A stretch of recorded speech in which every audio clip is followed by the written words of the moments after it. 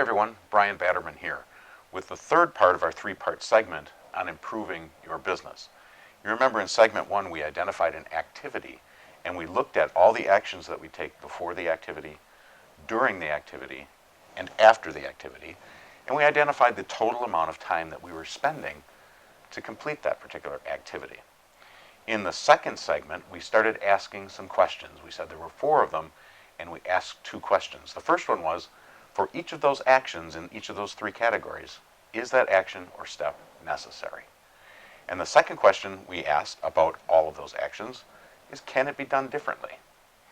In this segment, we're going to ask 2 more very important questions.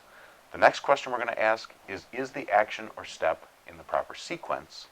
And the fourth question that we'll ask is, can the step be outsourced? Well, what do we mean? Is it in the right sequence? Well, if you think about any process that you go through, it's pretty sequential. We want to make sure that those steps are optimized in terms of how they're ordered. Okay, 1, 2, 3, 4 versus 1, 4, 6, 7, right? So we look at that and we say, can we sequence the steps to provide a more optimum outcome? And I'll give you an example. We talked about when we started our business, we were cold calling. And the first thing we wanted to get from our prospect was a meeting to do a needs analysis. And so that was our close for our cold calling process, to get that needs analysis. Well, what we found was, although we got a lot of meetings, we would sit down at the meeting, and a lot of the time, in fact, in some cases all the time, was spent with the prospect trying to understand who we were, what we're trying to do, what is our business, what is this thing you're trying to sell me? Well, we talked about that, and we determined that we must put a step in front of that needs analysis that provides education to the prospects. So we created some collateral material, and we now send that out. We use that as the close to our cold call to get them to accept some information about our company. Then we follow up with them, and our needs analysis meetings became much more productive. So look for those areas that might be causing you a little bit of problem. Maybe you can resequence them and save yourself a lot of time. Now the fourth question is, can the step or the action be outsourced? And an example of this in our business was that we use postcards as one of our direct mail touches in our lead generation system. And the way we used to do it was we'd create the postcard, we'd order them, and when they arrived, we'd print out the labels, the mailing labels, put them on, affix the postage, and get them to the post office.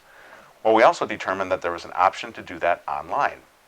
So we looked into that and we determined we could build the postcard online, we could upload our mailing list, we could select postage, and they were sent out automatically. We never had to receive them, we never had to touch them, none of that manual effort. So when we looked at the total cost involved with doing it manually versus doing it online, we determined it to be a no-brainer to go with the online version. So think about if you can outsource or take any tasks off of your plate and get them to another person or maybe another company. When we ask these 4 questions and we start to free up a significant amount of time, the real leverage point is that we can take that time and we can reinvest it in the activities that are producing more revenue. So ask those 4 questions. Take your activities one at a time, break them down into the actions before, during, and after, and ask those questions. Is the step necessary? Can it be done differently? Is it in the right sequence? And can it be outsourced? When you do that, you're going to have a lot of opportunity for some significant improvement. Enjoy the benefit. Thanks for watching.